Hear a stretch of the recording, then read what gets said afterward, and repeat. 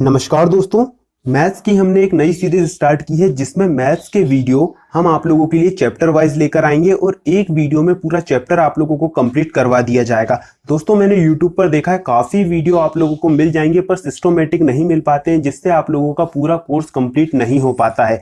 इसलिए हमने ये सीरीज स्टार्ट की है जिसमें हम आप लोगों को डेली एक वीडियो देंगे। वीडियो ऑलरेडी बनकर तैयार हो चुके हैं। इसके अलावा हमारी एक मिक्स क्वेश्चन की सीरीज भी चल रही है जिसमें हम सभी सब्जेक्ट से एक एक क्वेश्चन लेकर आप लोगों के लिए सेट पेपर जैसे सॉल्व करवाते हैं। तो वो वीडियो भी इंपॉर्टेंट है, उन्हें भी आप लोग देखते रहिए, क्योंकि चैप्टर वाइज वीडियो से आप मैथ्स करना सीखते हैं और जो मिक्स क्वेश्चन होते हैं उससे आप लोगों की प्रैक्टिस होती है। तो दोनों सीरीज अपनी अपनी जगह इंपॉर्टेंट है, तो दोनों को कंटिन्यू देखिए जिससे आप लोगों को मैथ्स का जो सब्जेक्ट है वो पूरी तरीके से तैयार हो जाए। इसके अलावा रीजनिंग पर भी हम इसी तरीके की सीरीज लाने वाले हैं, तो वीडियो देखते रहिए और वीडियो को दोस्तों ज्यादा से ज्यादा अपने दोस्तों के साथ शेयर करें, क्योंकि हम बहुत मेहनत करके वीडियो बनाते हैं। तो बस आप लोगों से एक ही बात कहते हैं कि आप लोग वीडियो को लाइक करें और सभी दोस्तों के साथ व्हाट्सएप फेसबुक पर शेयर जरूर करें। तो चलिए वीडियो स्टार्ट करते हैं। सब्सक्राइब कीजिए आकाश क्लासेस को और बेल आइकन को दबाएं लेटेस्ट वीडियोस की अपडेट पाने के लिए। इस वीडियो में हम औसत या एवरेज पढ़ने वाले हैं और एवरेज के क्वेश्चन में हम सभी तरीके के क्वेश्चन आप लोगों को कवर करवा देंगे और इसके लिए किसी भी फॉर्मूले का यूज़ हम नहीं करेंगे। जैसा कि हम अपने हर वीडियो में पहले ही बोल देते हैं, किसी भी तरीके का फॉर्मूले का यूज़ हमारे वीडियो में हम नहीं करते हैं। जो बेसिक फॉर्मूले हैं बस उनका ही यूज़ किया जाता है। तो एवरेज के लिए तो कोई बेसिक फॉर्मूला भी नहीं होता है। तो चलिए वीडियो शुरू करते हैं। सबसे पहले क्वेश्चन शुरू करने से पहले हम एवरेज को समझ लेते हैं, एवरेज निकाला कैसे जाता है। तो सबसे पहले जैसे एवरेज निकालने के लिए सभी लोगों को पता होगा, पर फिर भी जिन लोगों को पता नहीं उनको बता दिया जाए। जैसे कुछ नंबर्स दिए हों, जैसे 2, 4, 6, 8, 10। अब ये नंबर दिए हैं, इनका औसत निकालना है। तो इनका औसत कैसे निकालेंगे? इन सभी को जोड़ देंगे, प्लस कर देंगे, तो इनको जोड़ने पर जो भी आएगा और उसमें कि जितनी संख्याएं हैं उनसे भाग दे देंगे। तो सबसे पहले तो इनको जोड़िए, तो ये कितना आ जाएगा? 30। ठीक है, अब कितनी संख्याएं उससे भाग दे देंगे, तो 5 संख्या है, 5 से भाग दे देंगे, तो औसत कितना आ जाएगा? 6। ठीक है, इसी तरीके से एग्जाम में पूछा जाता है। बस एग्जाम में कुछ बड़ी बड़ी संख्याएं दे दी जाती हैं। ठीक है, तो उससे हमें कुछ नहीं करना है, बड़ी संख्या हो या छोटी, मेथड वही रहेगी। जोड़ना आप लोगों को आता ही होगा और जितनी संख्याएं रहती हैं उनसे भाग दे दिया जाता है। ठीक है, तो ये तो सिंपल औसत हो गया। इसके अलावा कई बार मैं आप लोगों को एक छोटी सी ट्रिक बता देता हूं। जब भी सीक्वेंस में कोई नंबर रहता है, जैसे कि ये कितना है, 2, 4, 6, 8, 10, मतलब कितने कितने का अंतर चल रहा है? 2 का, 2 का, 2 का, 2 का। ठीक है, मतलब सेम अंतर चले, चाहे वो 4 का अंतर हो, 6 का हो, 8 का हो, 15 का हो, 20 का हो, पर अंतर सेम होना चाहिए। तो बीच वाली संख्या हमेशा औसत रहती है। तो यहाँ पर बीच वाली संख्या कितनी है? 6।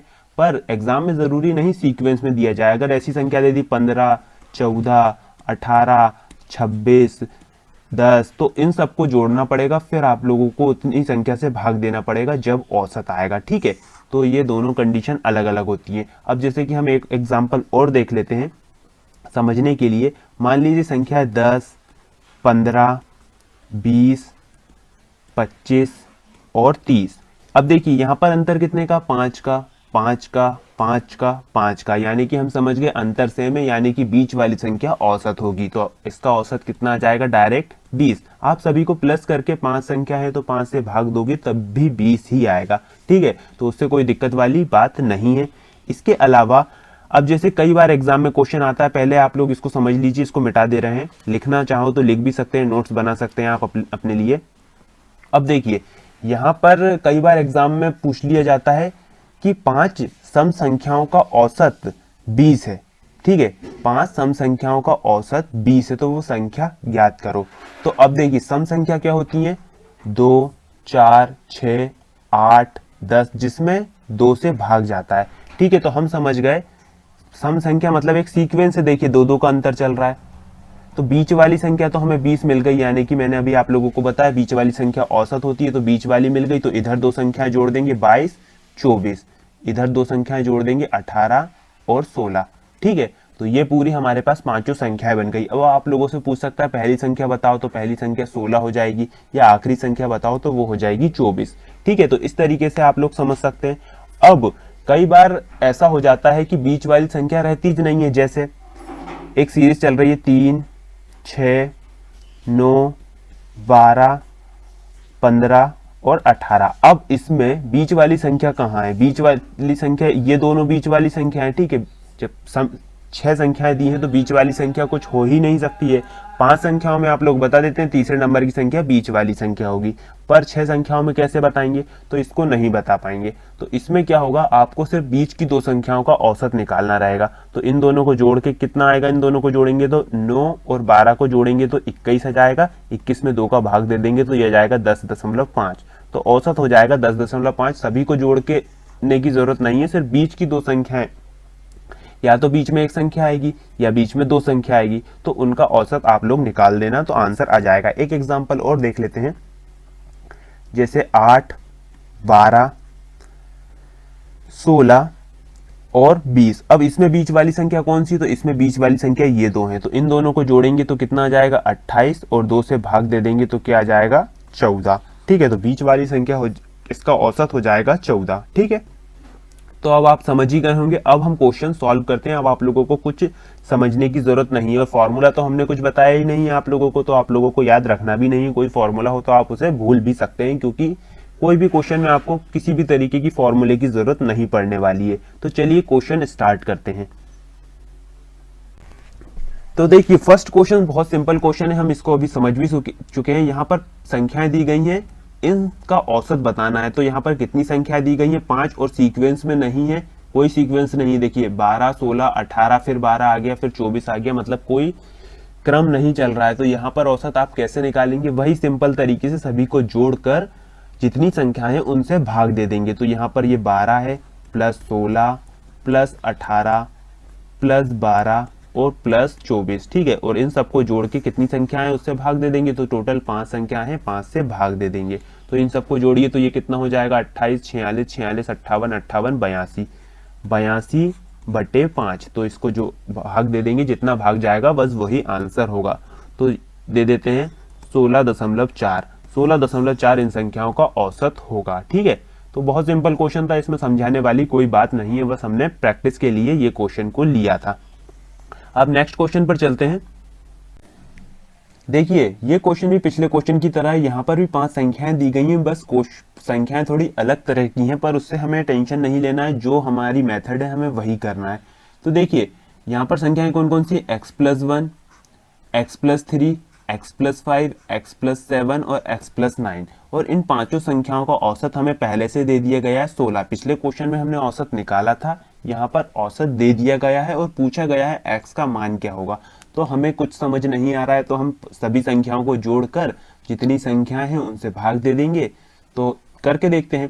देखिए, x+1 पहली संख्या हो गई, फिर x+3, फिर x+5, फिर x+7, फिर x+9। ये सभी को हमने प्लस कर दिया, जितनी संख्याएं उनसे हम भाग दे देंगे। तो कितनी संख्याएं? 1, 2, 3, 4, 5। 5 संख्याएं, 5 से भाग दे दिया। तो अब भाग देने पर क्या आ जाएगा? औसत आ जाएगा। तो औसत ऑलरेडी हमें दिया गया है 16, तो ये हमने वैसा का वैसा लिख दिया। अब हम देखते हैं, अब हम x को जोड़ देते हैं। तो 1x, 1x, 1x, 1x और 1x सभी जुड़कर कितने हो जाएंगे? 5x। ठीक है, और नंबर को जोड़ेंगे तो 3, 4, 4, 9, 9, 16, 16, 25। ठीक है, ये 25 हो गया। 25/5 इज इक्वल टू 16। अब इसका त्रियक गुणा हो जाएगा, 5 इधर होके इसमें इंटू हो जाएगा। 5x + 25 और 16 का 5 में इंटू हो जाएगा, तो 16 पंजे 80। ठीक है, और ये यहाँ पर 25 लिखा हुआ है। अब 5x ऐसा का ऐसा ही रहेगा, 25 इधर आके ये प्लस का है, इधर आके माइनस का हो जाएगा, तो -25 हो जाएगा। माइनस कर देंगे तो 55 हो जाएगा। ठीक है, अब x की वैल्यू कितनी आ जाएगी? इससे कट जाएगा 11 बार, तो x की वैल्यू हो जाएगी हमारे पास कितनी? 11। तो ये तो हो गई डायरेक्ट मेथड। ठीक है, डायरेक्ट मतलब ये लंबी मेथड थी, पर ज़्यादा लंबी नहीं थी, बहुत जल्दी सॉल्व हो जाएगी। आप इसको इतना, आप लोगों को ये वाली लाइन लिखने की जरूरत नहीं, क्योंकि ये तो हमने क्वेश्चन ही उतारा। आप लोगों को यही सबको प्लस करके डायरेक्ट ये लाइन लिखना है, उससे जल्दी हो जाएगा। पर इससे भी शॉर्ट मेथड मैं आप लोगों को बताता हूँ। आपने ध्यान दिया, ये एक सीक्वेंस चल रहा है। देखिए, x+1, फिर यहाँ 2 का अंतर है, फिर इसमें 2 जोड़ा तो ये आ जाएगा, फिर 2 का अंतर है, 2 का अंतर है, मतलब ये सीक्वेंस चल रहा है। मतलब बीच वाली संख्या क्या होगी? औसत होगी x + 5। तो x plus 5 is equal to क्या हो जाएगा 16, क्योंकि ये भी औसत है और ये भी औसत है, मतलब दोनों को बराबर रख देंगे। ये x इधर जाएगा तो इसमें से माइनस हो जाएगा, x बराबर क्या आ जाएगा 11। ठीक है, तो दोनों मेथड से आप कर सकते हैं। दोनों अगर आप लोगों को ये समझ में नहीं आती, आप पकड़ नहीं पाते हैं, तो ये भी करोगे तो इससे भी ज्यादा टाइम नहीं लगेगा। पर हमें दोनों बेसिक मेथड है, कोई सा फॉर्मूला आप लोगों को याद रखना नहीं है, इसलिए दोनों मेथड आप याद रख सकते हैं। ठीक है, अब नेक्स्ट क्वेश्चन पर चलते हैं। देखिए नेक्स्ट क्वेश्चन में 5 क्रमागत संख्याओं का औसत 22 है, तो पहली और पांचवी संख्या का गुणनफल क्या होगा, ये क्वेश्चन पूछा गया है। अब देखिए यहाँ पर क्या बोल दिया गया है, क्रमागत। क्रमागत बोल दिया गया है, मतलब यहाँ पर औसत 22 दिया गया है, मतलब 22 क्या होगी, बीच वाली संख्या। तो इसकी दो संख्याएं इधर होंगी और दो संख्याएं इधर होंगी। वो कौन कौन सी संख्या होंगी, क्रमागत है मतलब क्रम से। जैसे कि क्रम से क्या होता है, 1 2 3 4 5 6, ये हो जाता है क्रम। ठीक है, तो क्रम से 22 के बाद क्या आता है 23, और 23 के बाद क्या आता है 24। उसी प्रकार 22 के पहले क्या आता है 21, और 21 के पहले क्या आता है 20। ये हमने पांचों संख्या निकाल दी। अब उसने हमसे पूछा क्या है, पहली संख्या और पांचवी संख्या का गुणनफल क्या होगा। तो पहली संख्या तो हो गई ये, पांचवी संख्या हो गई ये, इन दोनों का गुणनफल क्या होगा, मतलब 20 इंटू 24 क्या हो जाएगा, तो ये हो जाएगा 480। ठीक है, तो ये हो जाएगा हमारा आंसर। ठीक है, इसमें कोई तरह की प्रॉब्लम आप लोगों को गई नहीं होगी, समझ आ भी गया होगा। ठीक है, तो अब हम नेक्स्ट क्वेश्चन पर चलते हैं। देखिए नेक्स्ट क्वेश्चन है, प्रथम 5 अभाज्य संख्याओं का औसत क्या होगा। तो इसके लिए आप लोगों को प्रथम 5 अभाज्य संख्याएं पता होनी चाहिए, फिर उसका औसत आप निकाल सकते हैं। तो देखिए अभाज्य संख्या क्या होती है, जिसमें किसी संख्या का भाग नहीं जाता है, सिर्फ वही संख्या को और एक का भाग जाता है। जैसे कि 5 में सिर्फ 5 का भाग जाएगा या 1 का भाग जाएगा, इसके अलावा तो किसी संख्या का भाग नहीं जाएगा। 13 भी उसी तरीके की संख्या हो गई, 17 23 29, उसके अलावा 37, इस तरह की जो संख्या होती है ये अभाज्य संख्या कहलाती है। पर यहाँ पर बोला है प्रथम 5 अभाज्य संख्या, तो सबसे छोटी अभाज्य संख्या क्या होती है, 2 होती है। ठीक है, 2 में सिर्फ 2 का भाग जाता है और 1 का जाता है, इसके अलावा कोई भी संख्या का भाग नहीं जाता है। इसके बाद आती है 3, फिर आती है 5, फिर आती है 7 और फिर आती है 11। तो ये 5 संख्याएं हैं, सबसे शुरू की 5 संख्याएं। ठीक है, तो ये इतना नॉलेज आप लोगों को होना चाहिए कि सबसे छोटी अभाज्य संख्या 2 होती है, फिर तो आप लोग बता ही देंगे उसके बाद कौन कौन सी संख्या होती है। अब इनको प्लस कर लेते हैं, तो प्लस करते हैं तो 18 23 23 26 26 28। ठीक है, 28 और कितनी 5 संख्या है, 5 का भाग दे देते हैं तो ये कितना आ जाएगा 5.6। तो 5.6 क्या आ गया है, औसत आ गया है। ठीक है, क्वेश्चन में कुछ नहीं था, क्वेश्चन में बस आप लोगों को 5 अभाज्य संख्याएं पता होती तो बहुत ही सिंपल क्वेश्चन हो जाता है। अब इतनी सरल संख्याओं का औसत निकालते किससे नहीं बनेगा, सभी इसका औसत निकाल देंगे। पर मेन बात क्या है कि प्रथम अभाज्य संख्या क्या होगी, क्योंकि बहुत से लोग कंफ्यूज होते हैं, वो सोचते हैं 2 अभाज्य संख्या नहीं है, 2 तो सम संख्या है। तो सम संख्या अलग बात होती है, पर 2 एक अभाज्य संख्या है, 3 तो है ही, 5 भी है, 7 भी है और 11 भी है। तो ये आप लोगों को ध्यान रखना है कि सबसे छोटी अभाज्य संख्या 2 होती है। ठीक है, चलिए तो नेक्स्ट क्वेश्चन पर चलते हैं। देखिए नेक्स्ट क्वेश्चन क्या है, प्रथम 3 संख्याओं का औसत 10 है, यदि 2 संख्याओं का औसत 11 है तो तीसरी संख्या क्या होगी। तो देखिए अभी हमें तीनों संख्याएं नहीं पता है, तो समझने के लिए हम 3 संख्या मान लेते हैं। एक को मान लेते हैं x, एक y और एक है z। ठीक है, वैसे मानने की जरूरत नहीं पड़ेगी, अभी हम समझ रहे हैं सिर्फ। ठीक है, तो तीनों संख्याओं का क्या है औसत, तो x plus y plus z, इसमें मैं काय का भाग दूंगा, 3 का भाग दूंगा, तो ये कितना आ जाएगा 10। तो यहाँ पर x plus y plus z का मान हमारे पास कितना आ गया, इसका इधर इंटू हो जाएगा तो 30, मतलब तीनों का योग करेंगे तो कितना आ जाएगा 30 आ जाएगा। ठीक, इसके बाद प्रथम 2 संख्या है, मतलब x प्लस y का औसत कितना दिया है, तो यहाँ हम 2 संख्याएं 2 से भाग देंगे 11, तो x प्लस y का मान हमारे पास कितना हो गया है 22 हो गया है। ठीक, x प्लस y का मान 22 है और x plus y plus z का मान 30 है। तो अब मैं यहाँ पर x और y का मान रख सकता हूँ, तो x और y की जगह मैं क्या रख दूंगा 22, प्लस में रहेगा z इज इक्वल टू 30। तो यहाँ पर z इधर ही रहेगा, 22 इधर जाके माइनस हो जाएगा, तो बचेगा क्या 8। तो z का मान आ गया 8 और तीसरी संख्या ज्ञात कीजिए। तीसरी संख्या क्या थी हमारे पास z, तो z का मान क्या आ गया 8। पर यहाँ पर x और y का मान निकालना संभव नहीं है, ठीक, इसलिए उसने पूछा भी नहीं। ठीक, यहाँ पर सिर्फ हम अकेला z का मान निकाल सकते हैं, x और y का सिर्फ 22 निकाल सकते हैं कि इनका योग 22 है। अब ये किस तरीके की संख्या है, 11 11 है, या 10-12 हैं या 12-10 हैं, ऐसे कई तरीके की संख्या बन सकती है। हम क्लियर नहीं बता सकते कि x और y का मान क्या होगा, पर z का क्लियर बता सकते हैं। z का मान 8 होगा और क्वेश्चन में यही पूछा है, तो क्वेश्चन हो गया, सिंपल है। ठीक है, तो इसमें ज्यादा टेंशन वाली बात नहीं है, सिंपल तरीके से क्वेश्चन हो जाता है। ठीक, तो नेक्स्ट क्वेश्चन पर चलते हैं। देखिए क्वेश्चन में क्या बोला जा रहा है, एक क्रिकेट खिलाड़ी द्वारा 10 मैचों में बनाए गए रनों का औसत 45.6 है। यदि पहले 6 मैचों में बनाए गए रन का औसत 48 है, तो अंतिम 4 मैचों में बनाए गए रनों का औसत क्या होगा। तो यहाँ पर देखिए 10 मैचों में उसने कितने के औसत से रन बनाए हैं, 45.6 के। तो 10 मैचों के हम कुल रन निकाल लेंगे। अब यहाँ पर हमें 10 मैचों को कुछ मानने की जरूरत नहीं है, जैसा हमने पिछले क्वेश्चन में 3 संख्याओं को x y z माना था। मान भी सकते हैं आप, पर जरूरत नहीं पड़ेगी। ठीक है, हम उसको शॉर्ट में लिख देते हैं, 10 मैचों के कुल रन। ठीक है, ये शॉर्ट में लिख दिया। अब 10 मैचों के कुल रन में अगर मैं 10 से भाग दूंगा तो औसत निकल जाएगा। कितना निकलेगा, 45.6, जो कि उसने हमें दिया है। अब 10 का इधर त्रियक गुणा हो जाएगा, तो 10 मैचों के कुल रन कितने आ जाएंगे, कुल रन आ जाएंगे 456। ठीक है, अब यहाँ पर 6 मैचों का औसत कितना है, 48। तो उसी तरीके से करेंगे जैसे 10 मैचों का किया। तो 6 मैचों के कुल रन निकालेंगे, कुल रन, और उसमें काय से भाग देंगे, 6 से भाग देंगे, तो कितना आ जाएगा, 48। ठीक, तो यहाँ पर 6 मैचों के कुल रन कितने आ जाएंगे हमारे पास, इसका इंटू कर देंगे तो ये हो जाएगा 48 और ये 24 28। ठीक है, 288 रन आ जाएगा। तो यहाँ पर अब हमारे पास कुल रन कितने बनाए उसने, तो 456, और शुरू के 6 मैच में 288 रन बनाए। अब अगर मैं 10 मैचों के रन से 6 मैचों के रन घटा दूंगा तो आखिरी के 4 मैचों के रन हमारे पास आ जाएंगे। तो क्या करेंगे हम, 456 में से 288 घटा देंगे, तो हमारे पास क्या आ जाएगा, 8 6 और 1, 168 रन आ जाएगा। ठीक है, तो 168 रन क्या है, आखिरी के 4 मैचों के रन। अब इसमें हम किससे भाग देंगे, 4 मैचों के रन है तो 4 से ही भाग देंगे। तो 4 से भाग दे देते हैं, तो 4 चौको 16, 4 दूनी 8, तो 42 रन, क्या 42 रन आ जाएगा आखिरी के 4 मैचों का औसत। ठीक है, तो आंसर हो जाएगा 42। अब इसमें किसी तरीके की प्रॉब्लम गई क्या, नहीं गई। क्वेश्चन भले ही कैसा हो, उसको हर क्वेश्चन को बहुत सिंपल तरीके से हल किया जा सकता है। ठीक है, तो आप लोगों को समझ आ ही गया होगा किस तरीके से हमने इस क्वेश्चन को बहुत ही सिंपल तरीके से कर दिया। तो चलिए आप नेक्स्ट क्वेश्चन पर चलते हैं। देखिए क्वेश्चन क्या है, एक फैक्ट्री में 15 व्यक्ति काम करते हैं। इनमें से 10 व्यक्तियों को 1500 रुपए प्रति माह की दर से और 5 व्यक्तियों को 2220 रुपए प्रति माह की दर से वेतन मिलता है।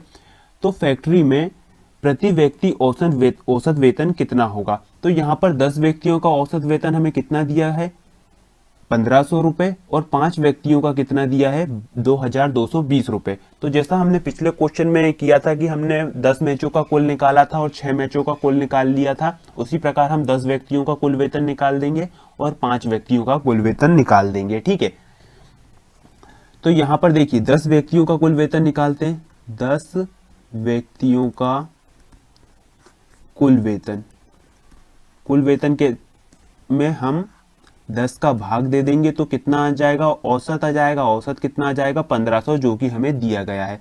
तो यहाँ पर 10 व्यक्तियों का कुल वेतन कितना हो जाएगा, 1500 रुपए, 15,000। ठीक है, क्योंकि यहाँ पर इसमें 10 का इंटू हो जाएगा, तो 15,000 रुपए 10 व्यक्तियों का कुल वेतन आ गया।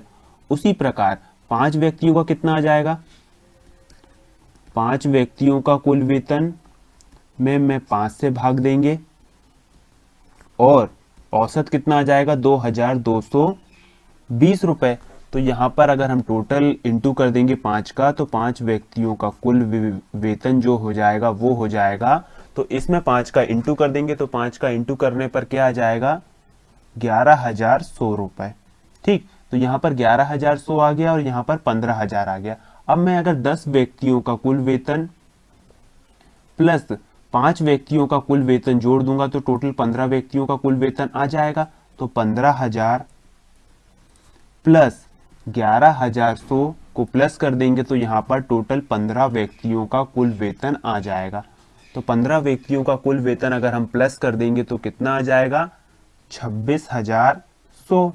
ठीक है, दोनों को प्लस कर दिया, आप इनको प्लस कर सकते हैं, इतना आएगा। अब इसमें क्या करना है, उसने बोला है प्रति व्यक्ति मतलब 15 व्यक्तियों का औसत क्या होगा, तो 15 का भाग दे देंगे। तो जब 15 का भाग देंगे तो ये भाग जाएगा एक बार, फिर 7, 4 और 0, मतलब 1740 रुपए क्या होगा, 15 व्यक्तियों का औसत वेतन होगा।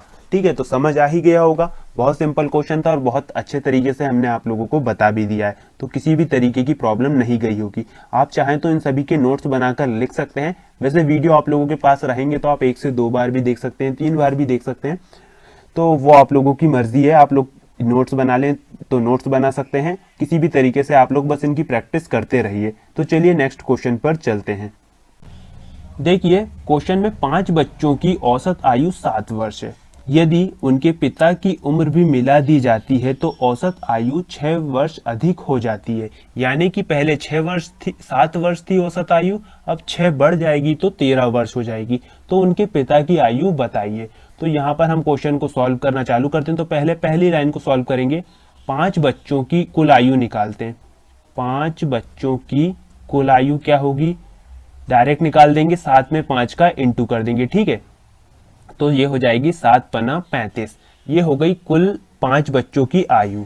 अब उसने बोला पिता की आयु और मिला दी जाए, तो पिता की आयु अभी हमारे पास कुछ है नहीं और वही हमें निकालना है। तो पिता की आयु हम मान लेते हैं x।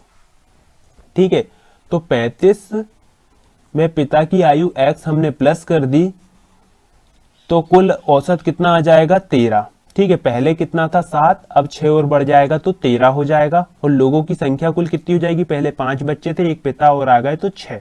ठीक है, अब ये हो जाएगा 35 plus x is equal to, इसका क्रॉस मल्टीप्लाई हो जाएगा तो 13 6 78 हो जाएगा। x यहीं रहेगा, 78 यहाँ, 35 का क्रॉस साइड चेंज हो जाएगा यानी कि पक्षांतर हो जाएगा, तो इधर प्लस है, इधर आके माइनस का हो जाएगा, तो ये हो जाएगा 35 का। तो ये माइनस कर देंगे तो यहाँ आ जाएगा 3 और यहाँ आ जाएगा 4, तो x का मान आ जाएगा 43, यानी कि पिता की आयु आ जाएगी 43 वर्ष।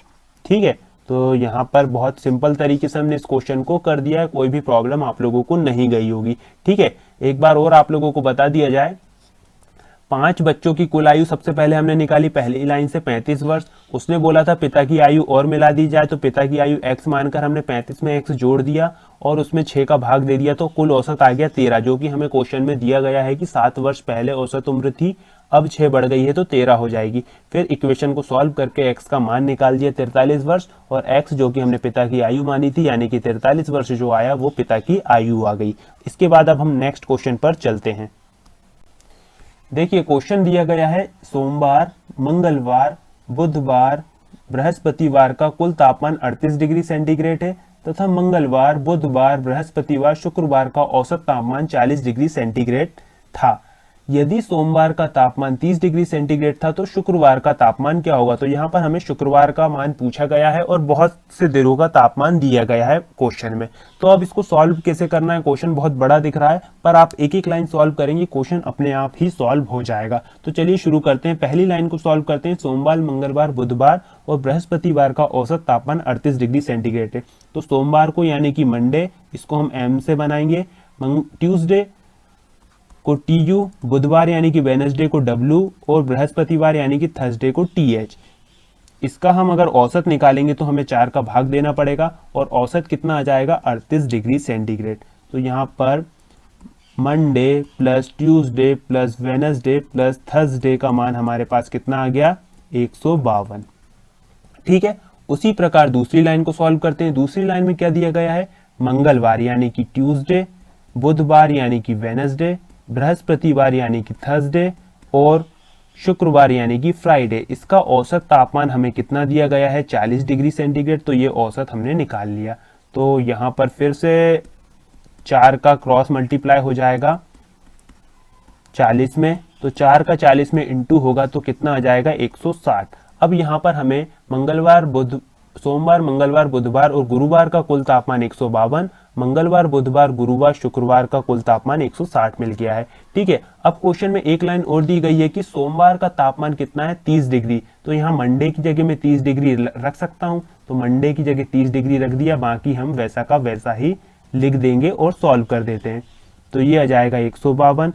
अब 30 का इधर साइड चेंज हो जाएगा, तो 152 में से 30 घटा देंगे तो ये हमने 30 घटा दिया। तो यहाँ पर मंगलवार प्लस बुधवार प्लस गुरुवार का मान हमारे पास कितना आ गया, 122। ठीक है, तो ये लाइन को देखिए। अब देखिए इस इक्वेशन में जो है हमारे पास मंगलवार बुधवार गुरुवार का मान हमने ऑलरेडी निकाल चुके हैं 122। तो इतने स्थान पर हम क्या रख सकते हैं, 122 रख सकते हैं। तो ये हमने रख दिया 122 plus Friday is equal to 160। ठीक है, तो फ्राइडे 160 में से 122 घटा देंगे, 122 घटा देंगे तो क्या आ जाएगा, 38। तो 38 डिग्री सेंटीग्रेड हमारा क्या आ जाएगा आंसर।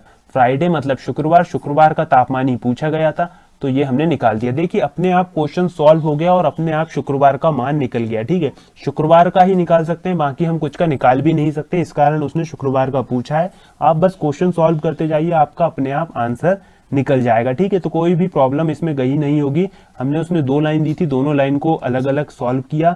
फिर उसने हमसे एक सोमवार का तापमान दिया था 30 डिग्री, वो मान रख के हमने ये निकाल दिया और इसमें मान पुट कर दिया। कुछ नहीं किया है। आप लोग इसको अगर आपको समझ नहीं आता तो एक बार और देख लिया करें, क्योंकि बार बार समझाने से टाइम बढ़ता है, पर आप दोबारा देखेंगे तो आप लोगों को समझ आ जाएगा। वैसे पहली बार में ही हम इतने अच्छे से बताते हैं आप लोगों को कि आप एक बार में ही समझ जाएंगे। तो चलिए नेक्स्ट क्वेश्चन पर चलते हैं। देखिए क्वेश्चन में क्या बोला जा रहा है, 11 परिणामों का औसत 40 है। यदि प्रथम 6 परिणामों का औसत 44 है तथा अंतिम 6 परिणामों का औसत 36 है, तो छठवां परिणाम क्या होगा। अब यहाँ पर छठवां क्यों पूछा जा रहा है वो आप लोगों को अभी बता देते हैं कि छठवां ही क्यों पूछा जा रहा है, पहला दूसरा तीसरा या आखिरी से 11वां या 10वां क्यों नहीं पूछा जा रहा है, क्यों। ठीक है, तो पहले क्वेश्चन को सॉल्व करते हैं।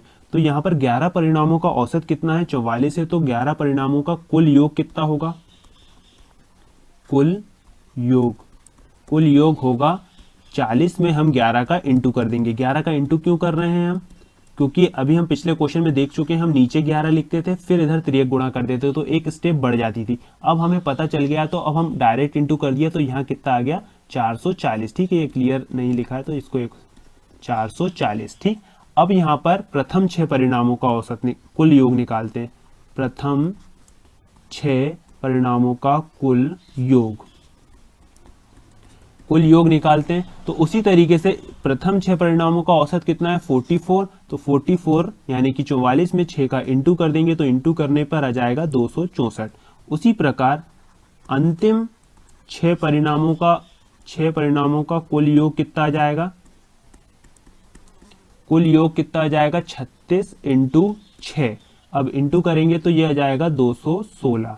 ठीक है, तो यहाँ पर अगर हम इन दोनों को प्लस कर दें तो प्लस करने पर आ जाएगा कितना, 480। अब देखिए 11 परिणामों का औसत कितना है, औसत नहीं कुल योग कितना है 440, और यहाँ पर हमने इनको प्लस कर दिया तो ये आ गया 480। अब ये ज्यादा क्यों आया, क्योंकि इसमें 6वें नंबर का परिणाम है वो इसमें भी काउंट हो चुका है और इसमें भी काउंट हो चुका है। कैसे, एक एग्जाम्पल से आप लोगों को बताते हैं। मान लीजिए 1 2 3 4 5 6 7 8 9 10 11, ये 11 परिणाम है। अब शुरू के 6 परिणामों का योग, शुरू के 6 परिणाम ये हो गए, इनका योग हमारे पास कितना है 264। ठीक है, और अंतिम 6 परिणाम में ये अंतिम 6 परिणामों का योग हमारे पास कितना है 216। तो देखिए ये जो 6वें नंबर का परिणाम है ना वो दोनों में काउंट हो रहा है, इसमें भी काउंट हो रहा है, इसमें भी काउंट हो रहा है, इस कारण ये 480 हो गया 440 से। तो ये कितना बढ़ गया, 480 में से 440 घटा देंगे तो ये आ जाएगा 40। ये 40 क्यों बढ़ा है, क्योंकि 6वें नंबर का परिणाम 2 बार काउंट हो गया है। ठीक है, यानी कि 6वें नंबर का जो परिणाम है उसका मान कितना आ जाएगा 40। ठीक है, तो समझ आ ही गया होगा, सिंपल क्वेश्चन है, पर फिर भी हमने आप लोगों को डिटेल में समझा दिया है क्योंकि सभी लोगों को एकदम से समझ में नहीं आता है। तो चलिए अब नेक्स्ट क्वेश्चन पर चलते हैं। देखिए इस क्वेश्चन में क्या बोला जा रहा है, राम और मोहन, मोहन और सोहन, सोहन और राम के धन का औसत 190, 210 और 200 है, तो राम के पास कितने रुपए। यानी कि राम और मोहन का जो औसत है वो है 190, मोहन और सोहन का जो औसत है वो है 210, सोहन और राम का जो औसत है वो है 200। तो राम के पास कितने रुपए हैं ये पूछा गया है। ठीक है, तो क्वेश्चन को करना सॉल्व करते हैं। तो राम को हम आर से लिख लेते हैं, मोहन को एम से लिख लेते हैं। ठीक है, इनका औसत अगर निकालते हैं तो 2 का भाग देना पड़ेगा और औसत कितना है 190। तो यहाँ पर राम और मोहन का कुल योग कितना आ जाएगा, राम और मोहन का कुल योग आ जाएगा 380, क्योंकि 190 में 2 का इंटू हो जाएगा। उसी प्रकार अब मोहन और सोहन का, तो मोहन यानी कि m, सोहन यानी कि s, इन दोनों का औसत कितना दिया गया है 210, 210 औसत दिया गया है। तो मोहन प्लस सोहन का कुल योग कितना आ जाएगा 420। उसी प्रकार सोहन यानी कि s, राम यानी कि r का औसत हम निकालेंगे जो हमें दिया गया है 200। तो इससे कितना निकल जाएगा, सोहन प्लस राम का 400। ठीक है, तो यहाँ पर तीनों का हमने मान निकाल दिया। अब अगर इन तीनों इक्वेशन को मैं प्लस कर देता हूं तो देखिए हम कैसे करते हैं तीनों को प्लस। तो इधर इधर वाली को प्लस करते हैं, तो यहाँ पर r प्लस m लिखते हैं, इतना लिख दिया। अब ये लिखते हैं मोहन प्लस सोहन लिख दिया। ठीक है, अब ये लिखेंगे सोहन प्लस राम लिख दिया। ठीक है, और इधर इनको प्लस कर देते हैं, तो 380, 420 और 400 प्लस कर दिया। अब देखिए यहाँ पर 2 r हैं, तो दोनों r को प्लस कर दिया तो 2r आ जाएगा। यहाँ पर 2m हो जाएंगे और ये दोनों 2s हो जाएंगे, और यहाँ जोड़कर ये सभी हो जाएंगे 1200। ठीक है, इन तीनों को जोड़ देंगे तो ये हो जाएंगे 1200। अब यहाँ से 2 कॉमन आ जाएगा, तो क्या आ जाएगा r plus m plus s is equal to 1200। ठीक, तो ये 2 इधर नीचे आ जाएगा, तो ये इससे कट जाएगा 600 बार। तो हमारे पास वैल्यू हो जाएगी राम प्लस मोहन प्लस सोहन की वैल्यू हो जाएगी 600। ठीक है, यहाँ से 1200 2 से कटा है, ये वाले 2 से, तो यहाँ पर 600 बार कट गया है। तो यहाँ पर हमें तीनों के धन का जो योग है, तीनों के जो रुपए हैं उनका योग हमारे पास कितना आ गया 600। तो अब यहाँ पर हम लिख लेते हैं अच्छे से, Ram plus Mohan plus Sohan is equal to 600। अब यहाँ पर पूछा क्या गया, राम के पास कितने धन रुपए हैं, तो राम के पास कितने रुपए वो निकालने के लिए हमें ऐसी इक्वेशन इसमें से माइनस करना पड़ेगा जिसमें से राम नहीं है। तो देखिए यहाँ पर ये वाली इक्वेशन यानी कि मोहन प्लस सोहन अगर मैं माइनस कर देता हूँ, मोहन m और s का मान हमारे पास कितना है 420, ये मैंने रख दिया। ठीक है, इज इक्वल टू 600। तो r की वैल्यू कितनी आ जाएगी 180, यानी कि राम के पास कितने रुपए हैं 180। अब किसी भी तरीके से अपन निकाल सकते हैं। उसी प्रकार अगर हमें सोहन का निकालना होता तो हम r और m की वैल्यू रख देते, r और m की वैल्यू रख देते तो सोहन का मान आ जाता 220। ठीक, और अगर हमें मोहन का निकालना होता तो मोहन के लिए हम ये वाली इक्वेशन रख देते तो मोहन का मान आ जाता 200। पर क्वेश्चन में हमसे क्या पूछा गया था, राम का, तो आंसर हो जाएगा 180। अगर सोहन का पूछा होता तो 220 हो जाता और मोहन का पूछा होता तो 200 हो जाता। तो हम किसी भी तरीके से क्वेश्चन को सॉल्व कर सकते हैं। तो चलिए, क्वेश्चन आप लोगों को समझ आ ही गया होगा। क्वेश्चन आप लोगों को लग रहा होगा बहुत बड़ा है, पर जब आप खुद सॉल्व करेंगे अपनी कॉपी में तो बहुत जल्दी सॉल्व हो जाएगा, क्योंकि उसमें कुछ ऐसे फॉर्मूले और कुछ सोचने समझने वाली बात है नहीं। बहुत शॉर्ट में हो जाएगा, आपको समझाने के लिए इतना बड़ा हो जाता है पर रियल में इतना बड़ा ये है नहीं। तो चलिए अब नेक्स्ट क्वेश्चन पर चलते हैं। देखिए इस क्वेश्चन में क्या बोला जा रहा है, किसी आदमी के कुछ बच्चे हैं, कितने हैं ये हमें नहीं पता, जिनकी औसत आयु 6.25 वर्ष है। इस घर में 13.25 वर्ष के एक बच्चे के आ जाने से औसत उम्र 8 वर्ष हो जाती है। तो बताइए उस आदमी के कितने बच्चे हैं। ठीक है, तो यहाँ पर देखते हैं। सबसे पहले कुछ बच्चे हैं, हमें नहीं पता तो हम बच्चे मान लेते हैं x बच्चे हैं। ठीक है, अब एक बच्चा आ जाता है जिसकी उम्र कितनी है 13.25 वर्ष। तो आने से औसत वर्ष जो उम्र है वो हो जाती है 8 वर्ष। तो कैसे करेंगे, देखिए, तो सबसे पहले तो कुछ बच्चों की औसत आयु कितनी है 6.25, यानी कि x बच्चों की कुल आयु हम कैसे निकालेंगे, कुल आयु हम कैसे निकालेंगे 6.25 में x का इंटू कर देंगे। ठीक है, जैसे कि हम हर क्वेश्चन में करते थे, वहां पर दिया रहता था, संख्या दी रहती थी, यहाँ संख्या नहीं दी है तो x का इंटू कर दिया। ठीक है, अब उसने नेक्स्ट लाइन में हमसे क्या बोला है, एक नया बच्चा आ जाता है, तो कुल आयु कितनी आ गई है हमारे पास x बच्चों की 2.5x।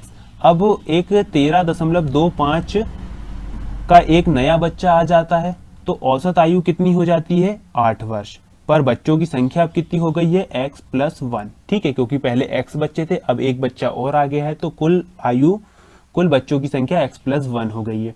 अब हम इसे सॉल्व करते हैं, बस x का जो मान आएगा वही हमारा आंसर होगा। तो बस सबसे पहले हम क्या करेंगे, तिर्यक गुणा, तो x + 1 का 8 में इंटू कर देंगे तो 8x हो जाएगा और ये +8 हो जाएगा। अब यहाँ पर x वाली संख्या एक तरफ और बिना x वाली एक तरफ ले जाते हैं, तो यहाँ पर 13.25 इधर ही लिखा रहने देते हैं, -8 आ जाएगा, क्योंकि ये इधर का प्लस है तो इधर आके माइनस हो जाएगा। उसी प्रकार 8x यहीं लिखा रहेगा, उधर से ये माइनस होके आएगा तो -6.25 हो जाएगा। अब इसमें से ये घटेगा तो ये आ जाएगा -5.25, ठीक है। और इसमें से ये माइनस होगा तो ये आ जाएगा 1.75x। तो x की वैल्यू कितनी आ जाएगी 5.25 बटे 1.75, तो इससे 3 बार सीधा सीधा कट जाएगा, तो यहाँ x की वैल्यू आ जाएगी 3। और हमें निकालना क्या था, x का मान ही निकालना था। उसने पूछा था आदमी के कितने बच्चे हैं, तो आदमी के x बच्चे थे, x का मान कितना आ गया 3, यानी कि हमारा आंसर हो जाएगा 3। ठीक है, तो क्वेश्चन समझ आ ही गया होगा। आप लोग चाहो तो नोट्स बनाकर भी रख सकते हो या वीडियो को कंटिन्यू देखते रहें, तो आप लोगों को हमेशा ये क्वेश्चन बनते रहेंगे। तो चलिए अब नेक्स्ट क्वेश्चन पर चलते हैं। देखिए नेक्स्ट क्वेश्चन है, 7 वर्ष पूर्व शादी के समय पति और पत्नी की औसत आयु 25 वर्ष थी। पति पत्नी और एक बच्चे की औसत आयु 22 वर्ष है, तो बच्चे की आयु ज्ञात कीजिए। यानी कि बोला गया जब 7 वर्ष पहले उनकी शादी हुई थी तब उनकी औसत आयु 25 वर्ष थी, पर अब 7 वर्ष बाद पति पत्नी और एक बच्चा भी हो गया है, तो उन तीनों की औसत आयु 22 वर्ष है, तो बच्चे की आयु ज्ञात करें। तो कैसे करेंगे, सबसे पहले हस्बैंड एंड वाइफ की औसत आयु कितनी है थी 25, तो यहाँ पर हस्बैंड प्लस वाइफ की कुल आयु कितनी आ गई है 50। अब ये 50 जो आई है वो 7 वर्ष पूर्व आई है। अब देखिए 7 वर्ष में पति भी 7 वर्ष बढ़ जाएगा और पत्नी भी 7 वर्ष बढ़ जाएगी, यानी कि कुल उम्र कितनी बढ़ जाएगी 14 वर्ष। यानी कि अब इसे हमें वर्तमान आयु, इनकी कुल आयु निकालने के लिए इसमें 14 जोड़ना पड़ेगा, तो ये आ जाएगा 64। अब हस्बैंड प्लस वाइफ की कुल आयु कितनी आ गई है 64 वर्तमान में, ठीक है। अब देखिए यहाँ पर एक बच्चा भी है, तो हस्बैंड प्लस वाइफ प्लस बच्चे को हम 20 से बना देते हैं। इनकी औसत आयु कितनी दी गई है 22 वर्ष, तो हस्बैंड प्लस वाइफ प्लस बच्चे की कुल आयु कितनी हो जाएगी 66। अब यहाँ पर हमने हस्बैंड और वाइफ की कुल आयु कितनी निकाल के रखी है 64, और यहाँ पर तीनों की आयु कितनी है 66, तो हस्बैंड और वाइफ की जगह हम क्या रख देंगे 64 plus B is equal to 66। अब ये साइड चेंज होगा तो इधर जाके घट जाएगा 64, तो बचेगा क्या 2, यानी कि b बराबर हमने क्या माना था बच्चा। बच्चे की आयु कितनी आ गई है 2, यानी कि आंसर हो जाएगा 2 वर्ष। बच्चे की जो आयु रहेगी वो हो जाएगी 2 वर्ष। ठीक, तो समझ आ ही गया होगा। एक बार और आप लोगों को बता दें, सबसे पहले उन्होंने पति और पत्नी की कुल आयु का औसत दी है, वो भी शादी के समय की, तो हमने उससे निकाल दिया 50 वर्ष, यानी कि शादी के समय उनकी कुल आयु कितनी थी 50 वर्ष। पर अब कितनी होगी, दोनों की 7-7 वर्ष बढ़ जाएगी, यानी कि कुल 14 वर्ष बढ़ जाएगी, तो वर्तमान में जो कुल आयु हो जाएगी उनकी हो जाएगी 64। अब दूसरी लाइन में हमें दिया गया पति पत्नी और एक बच्चे की औसत आयु 22 है, तो उससे हमने कुल आयु कितनी निकाली 66। अब हस्बैंड और वाइफ की हमारे पास आयु ऑलरेडी है 64, तो वो हमने मान रख दिया, तो बच्चे का मान आ गया 2। ठीक है, तो ये आंसर आ गया है। क्वेश्चन सिंपल था, आप लोगों को समझ आ ही गया होगा। तो चलिए नेक्स्ट क्वेश्चन पर चलते हैं। देखिए क्वेश्चन में क्या बोला है, किसी विद्यालय में शिक्षकों का औसत वेतन 1500 रुपए है। 2 शिक्षकों की नियुक्ति के बाद कुल वेतन 2000 रुपए बढ़ गया और औसत वेतन 50 रुपए घट गया, तो शिक्षकों की वर्तमान संख्या क्या है। तो देखिए यहाँ पर शिक्षकों की संख्या हमें नहीं पता है, तो हमने क्या मान ली x, और क्वेश्चन में हमसे पूछा क्या गया वर्तमान संख्या क्या है, तो वर्तमान संख्या है x+2, क्योंकि 2 शिक्षक और आ गए हैं। ठीक, तो अभी तो हम क्वेश्चन सॉल्व करते हैं। तो यहाँ पर कुल शिक्षक एक शिक्षकों का कुल वेतन, एक शिक्षकों का कुल वेतन कितना आ जाएगा, यहाँ पर औसत कितना है 1500, तो 1500 में हम x का इंटू कर देंगे। ठीक है, डायरेक्ट जैसा कि हम करते हैं। अब दूसरी लाइन में हमसे क्या बोला गया, 2 शिक्षक और आ जाते हैं, तो कुल वेतन कितना बढ़ जाता है 2000 रुपए। तो अभी कितना है 1500x, उसमें 2000 की वृद्धि हो गई, और शिक्षकों की संख्या कितनी हो जाएगी x+2, और यहाँ पर अब ये औसत निकल जाएगा। ठीक है, कुल वेतन हो गया ऊपर साइड, नीचे साइड शिक्षकों की संख्या, तो औसत कितना आ जाएगा, तो औसत उसने हमें दिया है, पहले था 1500 रुपए, अब 50 कम हो जाएगा, तो 1500 में से 50 हम कम कर देंगे, तो कितना आ जाएगा 1450। तो अब जो नया औसत हो जाएगा वो हो जाएगा 1450। अब क्वेश्चन को कुछ नहीं करना है, x का मान निकालना है और हमारा आंसर आ जाएगा। तो बस अब हम सॉल्व करते हैं। 1500x प्लस 2000 वैसा का वैसा ही लिखा रहेगा, ये नीचे पूरे कोष्टक का जो ब्रैकेट है इसका क्रॉस मल्टीप्लाई होगा, तो 1450 में x का इंटू होगा तो 1450x, और 2 में इंटू होगा तो ये हो जाएगा 2900। अब x वाली संख्या एक तरफ और बिना x वाली एक तरफ, तो 1500 x में से 1400x इधर आ जाएगा, माइनस होके 1450x, और 2900 वैसा का वैसा रहेगा, उधर से 2000 माइनस होके आ जाएगा। तो यहाँ पर घटाएंगे 1500x में से 1450x, तो ये आ जाएगा 50x, और ये आ जाएगा 900। तो x की वैल्यू कितनी आ जाएगी? 18। ठीक है, x की वैल्यू 18 आ जाएगी। अब यहाँ पर क्या पूछा गया है? देखिए पूछा क्या गया है, वर्तमान शिक्षक। अगर पुराने शिक्षकों की संख्या पूछते तो वो आ गई x + 18, पर यहाँ पर हमें x + 2 का मान निकालना है, यानी कि 18 + 2, तो हमारा आंसर होगा 20। तो ये ध्यान रखना है, क्योंकि कई बार हम क्वेश्चन तो सही कर देते हैं, पर हाँ भाई ऑप्शन में हमें 18 भी मिलेगा और 22 भी मिलेगा। तो अब हम कौन सा लगाते हैं, ये हमें थोड़ा कॉन्सेंट्रेट होकर रखना है, क्योंकि कई बार बनते हुए क्वेश्चन गलत हो जाते हैं। तो वो गलत क्यों होते हैं? तो वो इसलिए होते हैं। तो क्वेश्चन को ध्यान से पढ़ा करें कि पूछा क्या गया है, क्योंकि आप जो निकालते हैं वही नहीं पूछा गया, उसके अलावा भी कुछ करना पड़ता है। तो आंसर, सही आंसर होगा 20।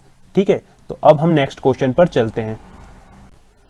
अब नेक्स्ट क्वेश्चन में पूछा जा रहा है 750 लड़कों के एक स्कूल में लड़कों की औसत आयु 15.4 वर्ष है। 50 लड़कों के स्कूल छोड़ने पर औसत आयु घटकर 15.3 रह जाती है, तो छोड़ने वाले लड़कों की औसत आयु ज्ञात कीजिए। तो इस क्वेश्चन को भी हम वैसे ही करेंगे जैसा हर क्वेश्चन करते आ रहे हैं। सबसे पहले 750 लड़कों की कुल आयु हम निकालेंगे। ठीक है, तो 750 लड़कों की कुल आयु निकालते हैं। 750 लड़कों की कुल आयु, कुल आयु कैसे निकालेंगे? औसत जो है, औसत कितना है 15.4, उसमें हम 750 का इंटू कर देंगे। तो इंटू आप कर लीजिए, इंटू करने पर क्या आएगा? 11,550 वर्ष। अब ये आ गई 750 लड़कों की कुल आयु। अब 50 लड़के छोड़कर चले गए, 50 लड़के छोड़कर चले गए, यानी कि बचे कितने? 700। 700 लड़कों की कुल आयु अब हम निकालते हैं। तो 700 लड़कों की कुल आयु किससे कितनी आएगी? औसत कितना है 15.3, उसमें हम कर देंगे 700 का इंटू।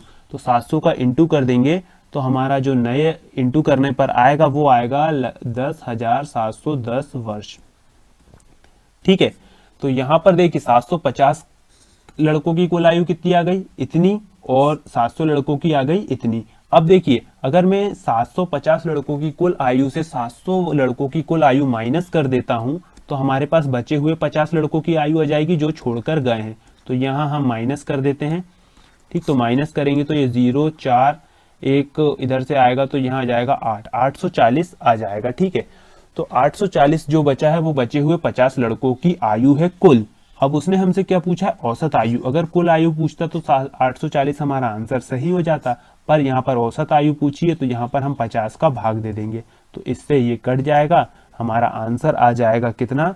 16.8 वर्ष। ठीक है, तो क्वेश्चन बहुत सिंपल था, कुछ भी करने की जरूरत नहीं थी, बस आप लोगों को थोड़ी सी कैलकुलेशन करने की ही जरूरत थी। आंसर आपका आराम से आ गया। ठीक है, तो ज्यादा लंबा क्वेश्चन भी नहीं था और कुछ करने की जरूरत भी नहीं थी। ठीक है, तो समझ आ ही गया होगा। अब हम नेक्स्ट क्वेश्चन पर चलते हैं। देखिए क्वेश्चन में क्या बोला जा रहा है? 5 सदस्यों के एक परिवार की औसत आयु 20 वर्ष है। सबसे छोटे सदस्य की आयु 8 वर्ष है, तो उसके जन्म के समय परिवार की औसत आयु क्या होगी? देखिए एक क्वेश्चन इससे पहले हम कर चुके हैं जिसमें क्या पूछा गया था? बच्चे की आयु पूछी गई थी कि बच्चे की आयु क्या थी। ठीक है, पर यहाँ पर बच्चे की आयु 8 वर्ष दे दी गई है और पूछा गया जन्म के समय परिवार की औसत आयु क्या थी। तो ये क्वेश्चन को ध्यान से समझना है, क्योंकि इसमें एक बहुत सी लोग एक गलती कर देते हैं, वो आप लोगों को ध्यान से समझना है। क्वेश्चन तो बहुत सिंपल है। देखिए 5 सदस्यों के एक परिवार की औसत आयु 20 वर्ष है, तो 5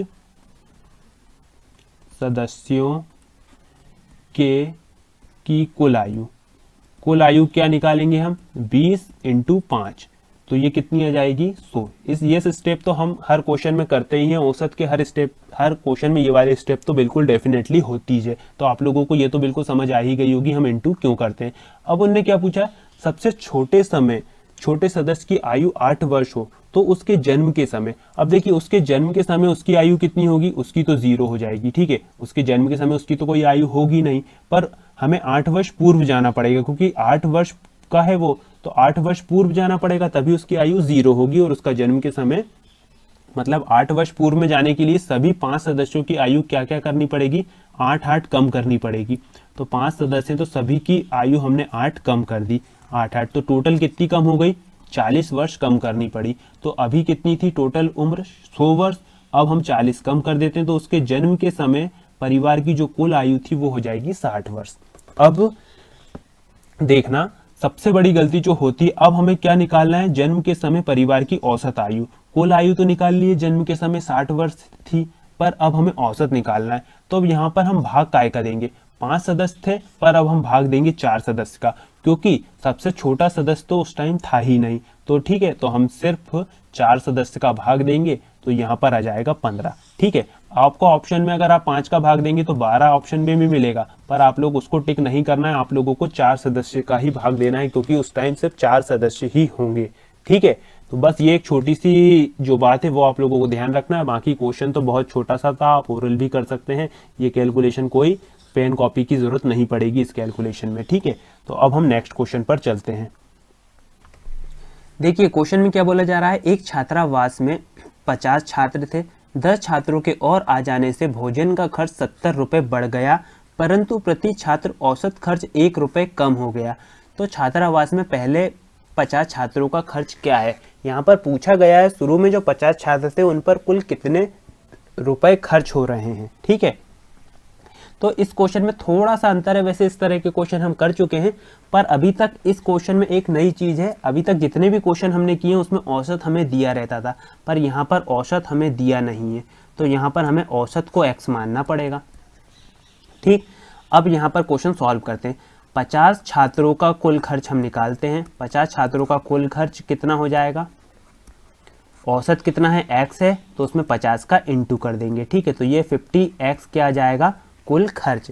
अब दूसरी लाइन में हमने क्या पढ़ने को मिल रहा है, 10 छात्रों के और आ जाने से कुल खर्च में 70 रुपये प्लस हो जाता है। तो पहले 50x खर्च हो रहा था, अब 70 रुपये और जुड़ जाएगा।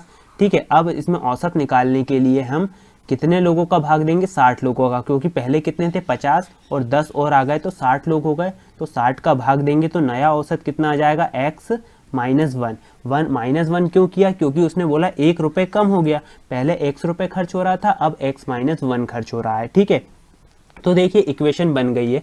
अब इक्वेशन बनाना ही सबसे कठिन काम होता है और हम इतनी आसानी से इक्वेशन बना लेते हैं कि क्वेश्चन फिर करने लायक बचता ही नहीं है। अब तो आप भी कर देंगे क्वेश्चन, क्योंकि इक्वेशन सॉल्व करना तो आप लोगों को भी आता होगा। चलिए शुरू करते हैं। तो इक्वेशन सॉल्व करना, 50x + 70 और ये हो जाएगा x, इसका तिर्यक गुणा होगा तो ये 60x - 60 हो जाएगा। अब x वाली संख्या एक तरफ और बिना x वाली संख्या एक तरफ, तो 70 इधर रहेगा, उधर से 60 माइनस का था तो इधर आके प्लस का हो जाएगा। ठीक है, उसी प्रकार 60x यहीं रहेगा और उधर से 50x इधर आके माइनस का 50x हो जाएगा। तो 70 में से 60 जाएगा, नहीं यहाँ पर प्लस होगा तो 130x हो जाएगा और यहाँ पर ये बचेगा 10x। तो x का मान कितना आ जाएगा हमारे पास, 13। ठीक है, पर क्वेश्चन में हमें x का मान पूछा गया था क्या, औसत पूछा गया है क्या, नहीं, क्वेश्चन में औसत नहीं पूछा गया, 50 छात्रों का कुल खर्च पूछा गया है। तो 50 छात्रों का कुल खर्च कितना है, 50x। तो 50x का मान निकाल लेंगे, 50 × 13 यानी कि 650 कुल खर्च हो रहा था 50 बच्चों पर। अगर उसने पूछा होता कि बाद में जो 60 बच्चों पर खर्च कितना हो रहा है, तो 60 बच्चों पर खर्च 70 रुपये और बढ़ गया, तो 720 रुपये बाद में खर्च हो रहे थे, पर हमारा सही आंसर इस क्वेश्चन के हिसाब से होगा 650 रुपये। ठीक है, तो क्वेश्चन में कोई भी दिक्कत नहीं गई होगी, बहुत सिंपल तरीके से हमने क्वेश्चन को कर लिया। बस आप लोगों को हर बार क्वेश्चन में ये ध्यान रखना है कि पूछा क्या गया है, क्योंकि अगर हो सकता है ऑप्शन में आप लोगों को 13 भी देखने को मिल जाए, पर 13 गलत होगा, क्योंकि यहाँ पर औसत नहीं पूछा गया है, यहाँ पर पूछा गया है कुल खर्च। ठीक है, और इक्वेशन जमाने पर आप लोगों को सबसे ज़्यादा ध्यान देना है, क्योंकि हमें सिर्फ इक्वेशन जमाना ही सीखना है। अगर आप इक्वेशन जमाना सीख गए तो क्वेश्चन तो अपने आप हो ही जाता है, उसके बाद तो कुछ करने को बचता नहीं है। तो चलिए अब नेक्स्ट क्वेश्चन पर चलते हैं। देखिए ये आखिरी क्वेश्चन है इस चैप्टर का। अब हमने सभी तरीके के क्वेश्चन कवर कर दिए हैं। अब आप कोई सी भी बुक से कोई सा भी क्वेश्चन करेंगे तो आप लोगों को समझ आ जाएगा कि इस तरीके के क्वेश्चन हम सीख चुके हैं। पर इस क्वेश्चन को भी आप ये आपसे बन जाएगा, बहुत सरल क्वेश्चन है, बस आप लोगों को इसमें एक छोटी सी बात बतानी है, इसलिए इस क्वेश्चन को कवर किया गया है। 24 विद्यार्थी कि एक कक्षा में औसत उम्र 12 वर्ष 4 माह है। देखिए अगर अकेला 12 वर्ष दिया होता तो ये क्वेश्चन आप ओरल कर देते, पर यहाँ पर उसने थोड़ा सा चेंज कर दिया, 12 वर्ष 4 माह कर दिया। तो इस तरीके के क्वेश्चन कैसे सॉल्व करना है वो हम आप लोगों को बता देते हैं। एक नए विद्यार्थी के आ जाने से औसत उम्र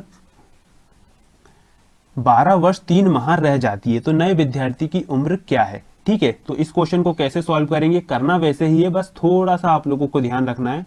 24 विद्यार्थियों की कुल आयु निकालते हैं, जैसे हम हर क्वेश्चन में निकालते हैं। कुल आयु क्या होगी, 12 वर्ष 4 माह में काय का इंटू कर देंगे हम, 24 का। तो ठीक है, 24 का इंटू इसमें भी करेंगे तो वो आ जाएगा 288, 12 में करेंगे और 4 में अलग से करेंगे तो वो आ जाएगा 96। पर ये आएगा माह में और ये आएगा वर्ष में, तो अब हमको सबको वर्ष में बदलना है। तो इस 96 माह को हम 12 से भाग दे देंगे तो ये 8 बार कट जाएगा और ये वर्ष में बदला जाएगा। तो 288 प्लस 8 वर्ष इज इक्वल टू 296 वर्ष आ जाएगा। ठीक है, इसी प्रकार नेक्स्ट लाइन को भी करना पड़ेगा। अब एक विद्यार्थी नया आ गया तो कुल विद्यार्थियों की संख्या कितनी होगी, 25 विद्यार्थियों की कुल आयु। ठीक है, 25 विद्यार्थियों की कुल आयु कैसे निकालेंगे, 12 वर्ष 3 माह में काय का इंटू कर देंगे 25 का, जैसा कि अभी हमने पिछली लाइन में किया है। तो ये 12 में 25 का होगा तो ये हो जाएगा 300 वर्ष और प्लस 3 माह मतलब 75 माह, 25 या 75 माह हो जाएगा। अब इसको फिर हम 12 से भाग दे देंगे, तो 12 से भाग देंगे तो सिर्फ 6 बार ही जाएगा और 3 शेषफल फिर बच जाएगा, मतलब 3 माह फिर बच जाएंगे। मतलब यहाँ हो जाएगा 306 वर्ष और 3 माह। ठीक है, यहाँ पूरा पूरा नहीं कट रहा तो उससे कोई दिक्कत नहीं है। तो देखिए 24 विद्यार्थियों की कुल उम्र कितनी आई, 296 वर्ष और 25 विद्यार्थियों की आई 306 वर्ष 3 माह। ठीक, तो अब 25वां विद्यार्थी की उम्र कैसे निकालेंगे, तो 25 विद्यार्थी की उम्र में से 24 विद्यार्थी की उम्र हम घटा देंगे। तो घटा देते हैं तो 25 विद्यार्थी की उम्र कितनी है, 306 वर्ष 3 माह और ये कितनी है 296। तो 296 वर्ष हम डायरेक्ट घटा देंगे तो ये बच जाएगा 10 वर्ष और 3 माह। तो आंसर क्या आ गया, 25वां विद्यार्थी जो एक नया विद्यार्थी जुड़ा है उसकी आयु आ जाएगी 10 वर्ष 3 माह। तो दोस्तों ये हो गए हैं पूरे क्वेश्चन खत्म। अब आप लोग किसी भी बुक से क्वेश्चन करेंगे आप लोगों से बन जाएंगे। हमने ये क्वेश्चन 2 से 3 बुक से कवर करे हैं और सभी तरीके के क्वेश्चन को कवर करने की हमने पूरी कोशिश करी है। ठीक है, और अगर आप लोगों को दूसरा क्वेश्चन लगता भी है तो वो आप ध्यान से अगर देखेंगे तो वो इन्हीं सभी पैटर्न पर आधारित होगा। लगभग 20 क्वेश्चन हमने आप लोगों को इस वीडियो में दिए हैं। तो उम्मीद करते हैं आप लोगों को ये चैप्टर बिल्कुल अच्छे से समझ आ ही गया होगा। अगर आपको नहीं भी आता है समझ तो आप इसको 1 से 2 बार देखते रहें, बल्कि कंटिन्यू बना लें कि आप लोगों को एक वीडियो रोज देखना है मैथ्स का, भले ही वो कोई से भी चैप्टर का हो। ऐसे करते करते आप डेली मैथ्स के टच में बने रहेंगे और आपको मैथ्स आसान लगने लगेगा। तो दोस्तों इस वीडियो में फिलहाल इतना ही। उम्मीद करते हैं वीडियो आप लोगों को पसंद आया होगा। आगे आप लोगों को और भी चैप्टर मिलते जाएंगे। तो इस वीडियो में फिलहाल इतना ही।